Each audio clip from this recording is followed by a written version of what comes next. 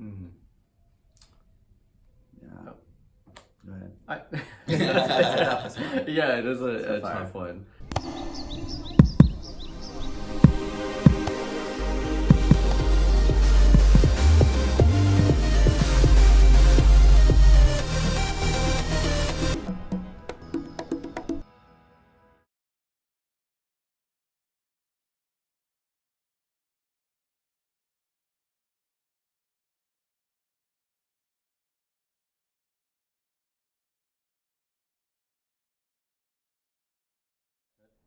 So the Facing Project is a nonprofit community storytelling project, and our mission is to create understanding and empathy through stories that inspire action. Um, so I want you to think about time in your life that some circumstances happen. Maybe it was a loss, maybe it was a disease, an injustice, and how alone in those first moments you felt. And the truth is, there are probably people in your community very close to you who don't even realize that have been in those same circumstances. And what we find in those moments, the things that help us the most, are other people's stories who've been where we've been. So the Facing Project tries to lift up those stories so other people can find hope in someone else's story, find a path forward in someone else's story, to see that they're not alone. And yeah, so that's kind of what the heart of the Facing Project is. Yeah, and the inspire action part, so connecting people in that way and finding a story that speaks to you. We hope that communities can also take this collection of stories around a specific topic, so be that homelessness or hunger, and think about what type of action can we create from these stories. And so some examples that we've seen through past projects and we've talked about is that in Atlanta, Georgia, they did a project on human and sex trafficking. Those stories ended up in a kiosk in the Atlanta International Airport, so travelers could put on headphones, listen to the stories, pick up information on how do you spot human and sex trafficking when you're traveling, what do you do, how do you contact authorities without creating huge alarm. And so that's one example. Also, Kansas State University, we worked with them several years back. They have indicated that some of the stories from their project led to a food pantry being developed on their campus, and recognizing that there are food insecure students. There are easy ways for people to intersect with us. So if somebody has a story to tell and there isn't a project happening in their community, we have our Single Stories initiative, and through our website, people can go there. They can connect with a writer or storyteller in their own community. So somebody might be a writer and they're like, oh, I want to write on a project. Well, they can enter as a single story writer, or we may have somebody who says, I have my story I want to tell. They enter as a storyteller. So they can find a writer or storyteller based on who they are in their community. If they don't have one, they can connect with us, and we often have writers who are looking to connect with a storyteller. But then those stories are submitted through our website, through the Single Stories initiative, and we'll help put those on our website. We'll put them out through social media and such. Yeah, the stories are sent into us, and we edit the stories, try to make them the best story that they can be. And so, yeah, then we post them and share them. And it could end up on our radio show too. We have a show on Indiana Public Radio, and it's also available in podcasts. So one really easy way for people to engage with the project is to go to wherever you listen to podcasts, type in the Facing Project, and listen to the stories. And you can learn more about it. So the real simple ways are, you can help someone else share their story, you can share your own story, you could become a donor or a community organizer. That's kind of or you can be like Braxton and you can volunteer for the Facing Project. Yeah. For me, a story is lived experience, and a good story pulls the reader or the listener in to a specific moment within that lived experience, and not from the very beginning. And so I don't consider biographies really stories, and I know most people might. A biography is a story, but it's a story that covers every aspect of a person's life, and I don't find that particularly interesting. I think a story is a moment in time through a lived experience that someone has had that has that heart that pulls a reader in, a listener in, so that they can truly see into that person's soul and begin to understand who they are And a good story, I think, should leave you with more questions than answers. So a story should never give you everything, but should challenge you as a reader or listener to think about your own experiences, how you interact with the world, and such. And so for me, I feel like that's what story truly means. Yeah. I think that's a very facing project. That's how we kind of think of stories. Yeah. And for the facing project, for Yeah. sure. In a broader sense, and I think we expect this of facing project stories, and I just think I expect this of all stories. It has to have a point for me, right? There has to be some point, some lesson to be learned, some insight that is attained, whether that's with a facing project story. I like to see some type of universal truth in there, but that's with all stories, whether I'm reading fiction, nonfiction, even poetry. I want it to impact me in some way. I guess it could just inspire feelings too. Maybe that's what poetry is making me think of, is if it just makes you feel a certain way, that's enough on its own. I don't necessarily think that's what with facing project. I think you need to feel, and it needs to be like a universal truth. But just in general, story for me personally, I want it to have some type of truth and gain some type of knowledge. I think people need to see themselves in stories, and oftentimes those of us, myself included, as a gay person, we're often marginalized. And I don't necessarily love that word marginalized, because it automatically says, oh, we're on the fringes of society and maybe our stories don't matter. But our stories do matter to so many people who need to see themselves in these narratives. And so I think for people, come forward with your story, share your truth, be unafraid and be really brave to put yourself out there, because there's somebody always listening, watching, and someone always needs to hear your story, because we need to see ourselves and see that others have come before us and that they've created a path and a journey that we can follow.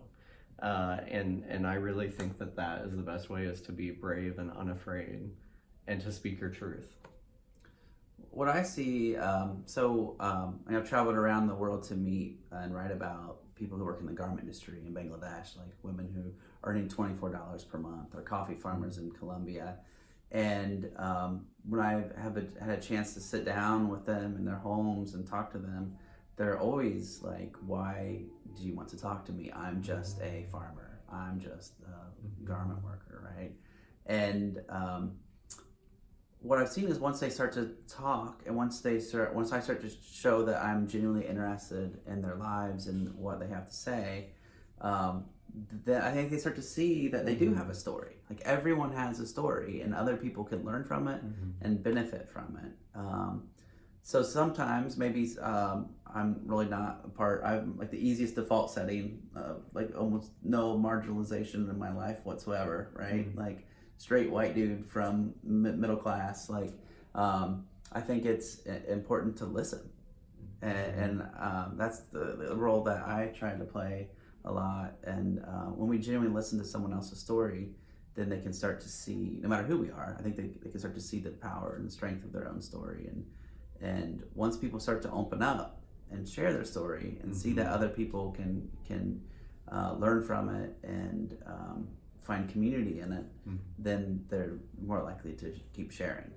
And we find that in facing project stories all the time, right? If it's here in our local community or it's in Atlanta, Georgia, when we sit down with people, or writers sit down with storytellers, they often say, well, I don't really have that interesting of a life, even though maybe something really traumatic has happened to them, or they do have a story to share. But I think that you're right. Most people's default is kind of, well, I'm not that interesting. I don't have much of a story to share. And what we have found through the Facing Project, having writer and storyteller collaborate on these narratives together, helps pull that story out of the storyteller. And in many ways, then they begin to realize, I do have a story to share. And I would just say, like, even though you often talk about, oh, I'm the default, and I don't have much of a story to share, which is what could, be translated as you were saying. I think you do have a story that you've often shared around your own son being on the autism spectrum. Yeah. And that is something that you've had to come out with and has helped so many other people. And so in that instance alone, like, you may see yourself as a default, but really there's a deeper story in you that you've let out that's helped so many people. Yeah. Right. Yeah, everyone has a story, right? And I think the people, as someone who's sat down a lot and talked with people and listened to their stories, it's the people who are like, oh, I have the best story for you. That I'm like, oh boy, Yeah. here we go. You know what I mean? Like it's always the people who are like, I don't really know. I'm not that interesting. You start to talk to them, you start to dive down a little bit. And you're like, wow, this is. You just get lost in their story and the conversation that you have, and so yeah, I think it's really enjoyable and to get to sit down with someone and for them to share a story. I think that it is. I think it's like little individual stories and little things, little connections that happen. So we're getting ready to do. I just think about recently. We just recorded an episode about a woman who came from Nigeria and ended up in Michigan, right? And so we share her story on the show, and then we had an actor, Sasha, who is from Liberia originally, and so she read her story, right? And as she was reading the story, you could see Sasha like smiling and relating to this story about this woman from Nigeria about very similar circumstances, and just to see that connection that a story can make, even though they don't even really know, they don't know each other. And Sasha, who's in a community where there's probably not a lot of people from West Africa in Muncie, to kind of see herself in that story, that was kind of a neat experience. That is one little thing that keeps me going. Another one would be getting ready to do a project on abortion, which we're very gingerly step into. How do we step into this topic in a way that allows people a safe space to share their lived experience, regardless of what that lived experience was? And I was telling a friend about this recently, and then she opened up and shared her story about an abortion and how tough that decision was and some of the circumstances. And I feel closer to her since she was like vulnerable in that way, and those are just my own personal experiences like in the last week. And so you hear other amazing stories, but to me those little points of light, right, that kind of keep you going. To me, that's what this work is. Drives this work for me. And I would agree. It's about the connections. We get bogged down sometimes in the administrative side of doing this work because we are a nonprofit organization, and with that, there's paperwork, right? So there's spreadsheets, and it's just you can get bogged down in that. And when you get bogged down in that, it's the question of why are we doing this? But then when we see these stories, we see the connections happening, it's a quick reminder of exactly why we're doing this. And that's what motivates me. I mean, it's hard just to say one. So it's kind of odd, but for each project, we choose a topic, right? And then we kind of, and I wouldn't ever want to share publicly our wish list of stories, right? For each project. But one of the ones we're getting ready to do a aging project on aging. I think we're going to call it Golden Years: Life After 60. And so we kind of thought, what is the best story that we could capture here? And someone shared would it be great to have someone from another culture who lives in Muncie now and comes from a culture where elderly are valued. You bring them into their home. What are we gonna do with grandma? Well, grandma's gonna live in your house. That's what's going to happen in this culture. But now lives here and is experiencing a different culture. So for me, it's hard to say the one story. But I think for every topic, there's a story that I would like to find. Can you think of just one single story? It's really hard. I can think of topics. One single story is hard. Because under every topic, we always try to have a mosaic. So ideally, we would love to capture stories from all points of views around that particular topic. Because the idea is helping a community share their story from all aspects around that specific topic to begin conversations, hopefully connections across difference. and then obviously to focus on, well, where do we move forward from here? And so I think anytime most perspectives or multiple perspectives are captured around a topic, that's when it's really great. I think a topic that we haven't seen really happen yet, that we've talked about over time and we'd love to see, would be around gun violence, or really just guns, or our obsession with guns in this country, but using those first person narratives around that. What have been the impacts? Stories from people who have experienced gun violence themselves. Stories from people who are just so pro-gun that they can't even see beyond that. And so if we're able to capture a mosaic of stories around that, what kind of discussion could be had? And could we really connect people across difference on that issue? I don't know. But that's one that I think would be really fascinating and that I've had a personal interest in. I do.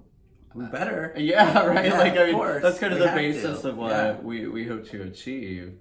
But I do think words are poetry. Even if it's not poetry, words are poetic. And I do think that when done right and everything lines up perfectly, words do have the power to sway opinions, perspectives.